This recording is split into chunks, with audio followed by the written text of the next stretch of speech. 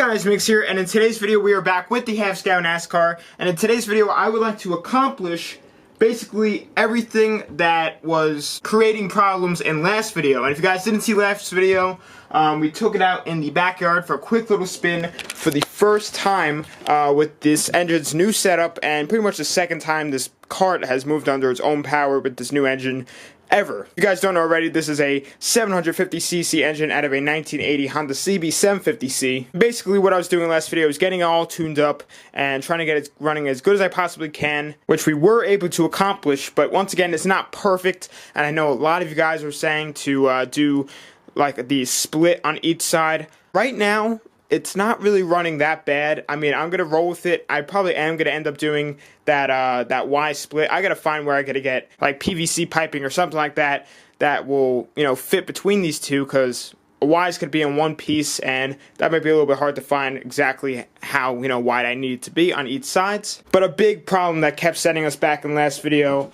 was this chain kept falling off. It was kept skipping. That really prevented us from putting all the power down to the wheels. But just how it was, I was able to feel the potential that it has. So once we get that fixed, which we should be doing today, we should be able to get the power down to the ground. Oh man, it's gonna be insane. And along with that, in the last video, a ton of you guys were commenting that the engine was wobbling, and after reviewing the footage, it was in fact wobbling when I put it in gear. And that is because, don't mind this weld, I did it right in the beginning pretty much. This god-awful weld that I did actually snapped off. I actually forgot to do the whole bottom, so that makes complete sense. I mean, up here it's still good on the mount itself, but what I'm going to do is just kind of hammer that off or grind it off, whatever, clean it all up, and then re-weld it. And then I'm going to mount up the other front side, then do another front engine mount. Basically, with this bracket that I just bolted on right here, then I'm going to run another, you know, similar styled one to the one over there, over to the frame, and that just definitely keep the engine sturdy. So then that would be 3 total engine mounts that I have. So we'll have 2 in the front, and I have 2 tabs in the back with a bolt going across. Definitely think that should keep the engine nice and sturdy. And then maybe by the end of this video, we could take it out again. Once again, I know a lot of you guys are saying to bring it on the streets. It's not ready for the streets. I gotta find a good brake system for this, because currently I really cannot stop it at all. But I want to get started. It's beginning to get a little dark out, and I do want to kind of weld outside. The fumes in here build up pretty good. But I want to start off with the engine mounts. We'll get those welded up and cut how they need to be and all good to go. And then we'll deal with the tensioner and the alignment of the sprockets when we're done with that. Hopefully we still have some light outside, because that is also going to probably involve some welding. But that's enough chit chat. Let's get started.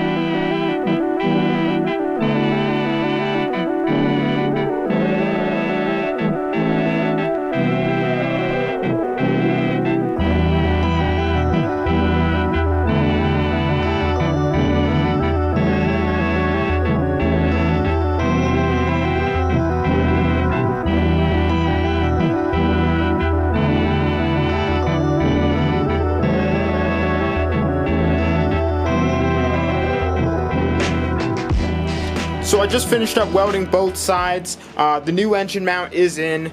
I mean, I'm slowly but surely getting a little bit better each time at welding. Probably can't see it back there, it's a little too dark. But this should definitely be enough support for this engine. Now I'm definitely not worried about it, you know, flexing around or going anywhere. I think we really got it locked down pretty good. So next up, what I want to do for the chain tensioner is pop it off first, you know, get it out of the way. And what I need to do is get the top sprocket just to move over just a little bit. What I could do is, you know, loosen up the jack shaft, you know, little axle in there, scooch it over, and it'll be done. But then it'll make this one out of line, and we haven't had any issues whatsoever with this one, so I tried my best with it, but I guess I just was off just by a teeny tiny bit with this one. So once I get this chain tensioner off, I'm going to take off the little sprocket nut and move it over to where it needs to be. I'm gonna make sure it's all aligned, and then basically what I'm gonna try and do is space out the sprocket. I just need to move over just ever so slightly, so I'm just gonna try and block off the ends with like a washer or something, and try and use that to make it all aligned.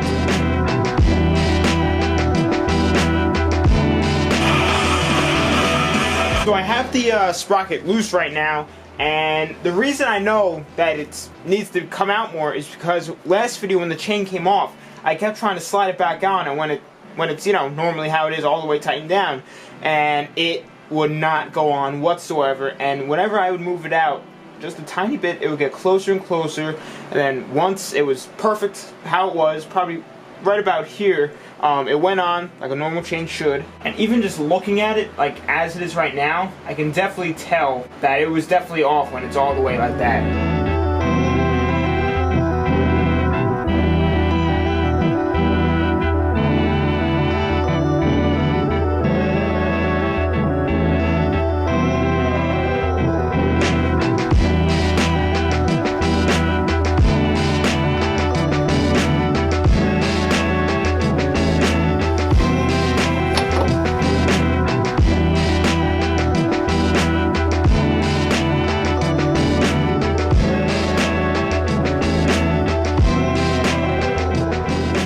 Up doing everything with these sprockets. The spacer actually worked out really good. It looks really nice right now.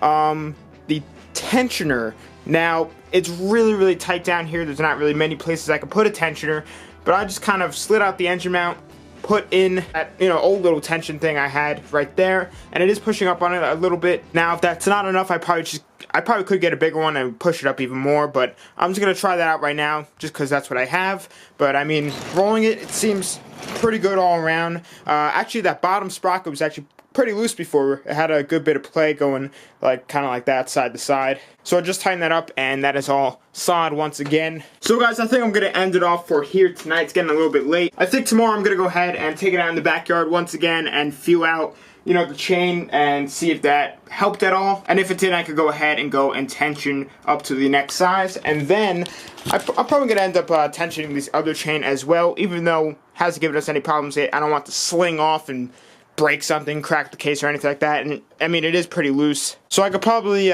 put it on like the engine mount and then just bring it down and maybe hook it, do like some type of spring system. Shouldn't be a big issue to add on a tensioner. But we will see tomorrow how the one that's on there now will work, and how the engine mounts, you know, hold the engine when I put it in gear and when we start moving around and everything. So, with that being said, I'm going to go look for some brakes for this thing online. But anyway, I'll catch you all tomorrow. Alright guys, so we're back here the next day, and I'm going to go ahead and roll this thing outside so we can go ahead and test out the engine mounts we just put on, the sprocket alignment with the maybe somewhat new functioning tensioner, and we'll see how it goes from there. So I just got the NasKar out here. What I want to go ahead and do is fire it up. It hasn't ran since last video, so it's been like 5 days or so, but I want to try and fire it up, do a little cold start. I'm really confident that it should fire up, no issues. I mean, I tuned it pretty good, to be honest, last video. I'm pretty confident with what I did. Unfortunately, I don't have a filmer today to, you know, record me going around, so I'm going to rock the GoPro. I'm just going to set the camera up on the tripod. Hopefully, we can get the power down to the wheels. I'm so confident that it's going to fire up. I'm not going to go ahead and press the gas at all. And let's see how this works. Oh, yeah! So it's running really good right now. It's warming up. That's why it's so loud. But once it's done warming up, I'm going to go ahead and check the oil, make sure we're all good with that, and then take it for the spin.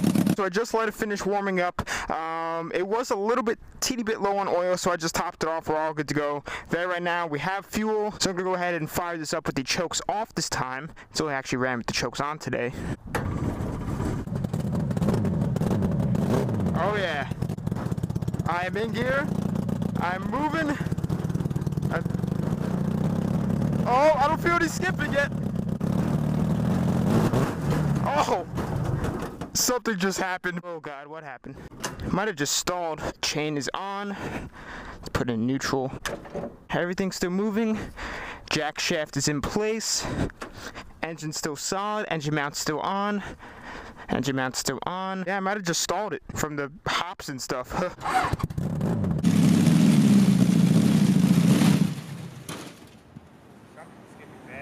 Oh, something's skipping bad.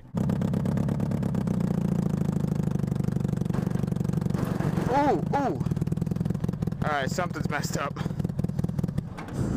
Let's see what we got. Alrighty guys, so I can't figure out why this chain or something is skipping. So what I just did is I'm going to jack it up, and I'm going to go ahead and fire it up, put it in gear, and see if I can visually see anything that's happening. And then we can try and diagnose the problem from there.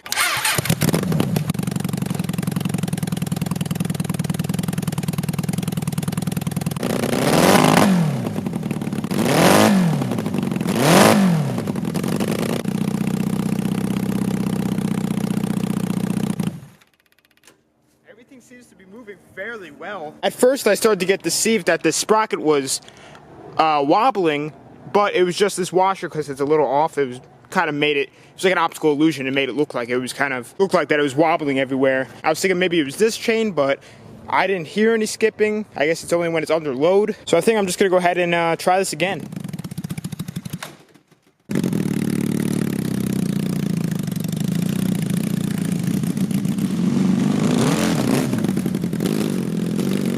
Alrighty guys, so I'm pretty sure I just found the culprit as to why it's chain skipping. So, as you guys can see, it slung the chain. Now, I'm going to go ahead and say that that is because the chain was loose and I wasn't realizing. Actually, oh yeah, definitely, this is where it was. Oh yeah, this is definitely where it was. The sprocket's got some marring on it, that's for sure. So it definitely looks like that we are going to need to get a chain tensioner for this. So, I mean, that might mean that the other sprocket might be good to go. I got on it before and it ripped. I wish I had the GoPro on. I mean, it actually put the power down. The chain like hooked up for a second, then started slipping again. But oh my God. So I'm definitely gonna get that back on, roll back into the shed or by the shed or whatever, try and make a tensioner for it, see if that fixes it. I mean, it definitely looks like aligned really, really good, so I don't think it's the alignment. And if it is, I can adjust it on the axle. I can just slide it over. It's not a big deal. But I'm just going to go ahead and say that it was most likely just because it was loose. I mean, you guys saw it playing, and I probably should have tensioned it since the beginning. But let's go ahead and try and fix that right now. So I just got this thing back inside, and right now I'm just starting to brainstorm stuff. And I actually have something weird to show you guys. First off, I'm just going to explain basically what I'm going to do. And that is use the old little flat bar piece that I had right here for this tensioner when I had it on the top, and basically just drill it and use it again on the engine mount, and then I'll bolt it down to this, and then I'll basically have it go down here, have a bolt go through it, and then have a tensioner to push up on it and tension it just like that. And if you guys see that on the bottom, we got an oil leak, and I've been trying to figure out where this is coming from. I was afraid that when the chain came off, it slapped the case, and it did actually mar up the case, which I was really nervous about, but it didn't go deep enough to, you know, actually go through the case, as you guys can see right there. I gotta find that little chain guard I had bolted around there and definitely get it on there ASAP. But for whatever reason, 2 bolts down there are missing, so I took the one from up there, I put in there, got the thread types, and right now I'm just going to go run to the hardware store, pick up 2 bolts, get those in there. It's definitely coming from there. I can literally see it dripping out. And then along with that, I'm going to pick up some more oil for this thing. So let's go head out there right now, come back, and get back to work.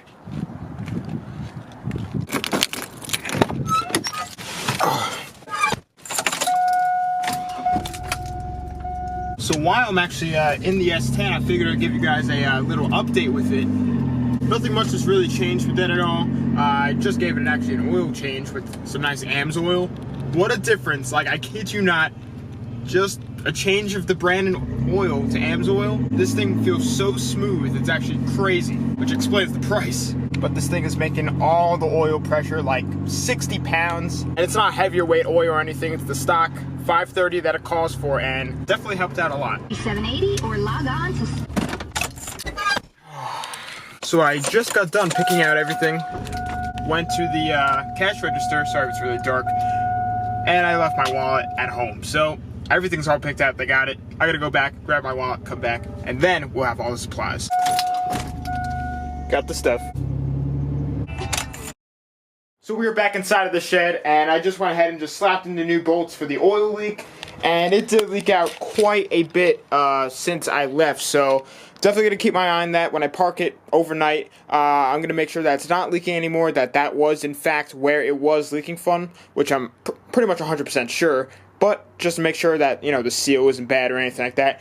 Still going to keep my eye on that. But I want to go ahead and begin fabbing up that new chain tensioner for the longer chain. Basically what I did is I just got one of these little wheels. I'm just going to take it off of this little bracket. I mean, most people who make their own homemade chain tensioners use like skateboard wheels. This was what I could get in the meantime, and I mean, I've been using it for the other one, and I mean, we really haven't been able to test it much, but so far it seems to be hanging in there and working as a tensioner. So that's what I'm going to do. I'm going to measure and drill new holes in this little piece of flat bar. Now I should be able to adjust it where I need it to be, and we should have a tensioner.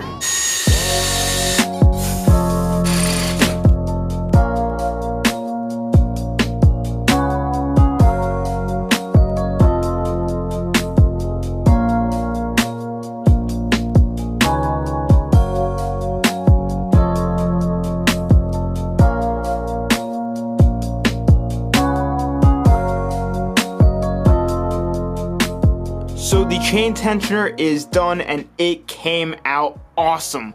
I mean, this chain is perfectly tensioned and honestly couldn't be tensioned any more perfect. But I actually added a spring to this because it does have a little bit of play. That's exactly what I wanted, because I wanted it to be able to adjust to any changes that the chain might be doing. And also, you guys might realize that there's nothing here anymore. Well, that's because I basically just cut it out the angle grinder. It was serving no purpose whatsoever. I mean, when I did that, I was really bad at welding. Basically like the ones up there, but these ones are really strong. And I have the bolts on here anyway.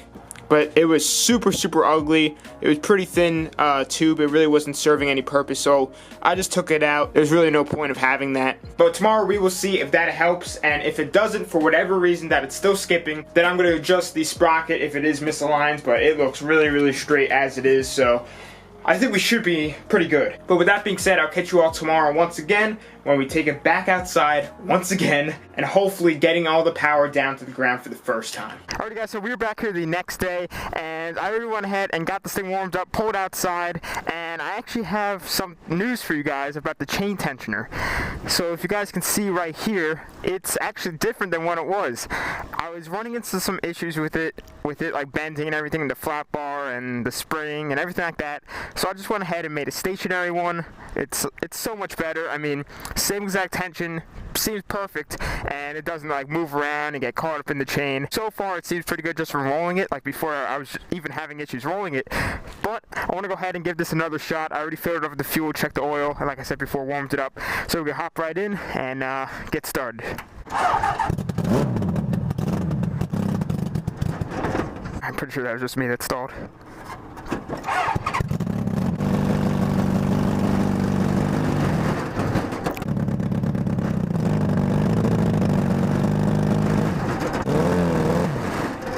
What is happening? It bent the tensioner. Holy cow. At least we found our problem. Alright, so as you guys just saw, somehow, some way, the chain just literally bent this bolt. Oh my, I don't know how that's even possible. Rolling it around, it goes around fine, doesn't get tight and loose or whatever. It stays a nice tension. I don't understand how that is even possible. Chains have never been my thing, and I know a lot of you like OG viewers know that. I always have problems with chains. I can never get them right. I don't know what it is with them. I'm sure a lot of you guys know. So if you guys know what I should do with this chain, then definitely comment it down below, because this is the reason, now we finally know that this is the reason why we can't get down the power to the wheels. Once we solve this issue, we can actually feel the power of this engine on this cart and be able to move on with drivability. So definitely comment it down below. I mean, the only thing that I'm possibly thinking is do threaded rod from this end to that end and putting that there, or if I should get some like actual chain tensioner and mount it up someplace here. Unfortunately, I was really looking forward to like getting the power down to the wheels. That was my main goal. Get the power down and be able to feel this thing. But I'm thinking next video, with your guys' help, telling me what I should do with this dang chain, we should be able to really feel it out, maybe do a burnout, we'll see. And also I have a ton of stuff lined up that we could do in next video, so definitely be on the lookout for that. It should definitely make this engine run way better, and if we could figure out the problem that we found in today's video of why it's not moving, then we should definitely be able to let this thing rip next time. And I should definitely have this video up way quicker because I'm on break right now, Thanksgiving break. Today's Thanksgiving, so happy Thanksgiving to all of you. Because without you guys, none of this would be possible. So I would say it's really just thank you, you know? But with that being said, unfortunately, I am going to be needing to end off the video here. Even though I didn't get my goal done in this video of to really feel the power, we were able to find out why the power's not getting down to the wheels. We were able to brace up the engine a little bit more. And also I discovered something with the engine, which I'm going to tell you guys in the next video because that'll relate with what we're going to be doing. It's pretty major, so when I fix it, the engine should definitely run way, way different. But anyway, guys, follow my social medias over in the outro of this video. Instagram, Snapchat, I use the most. But thanks for watching. Please subscribe, like, comment, tell your friends about the channel.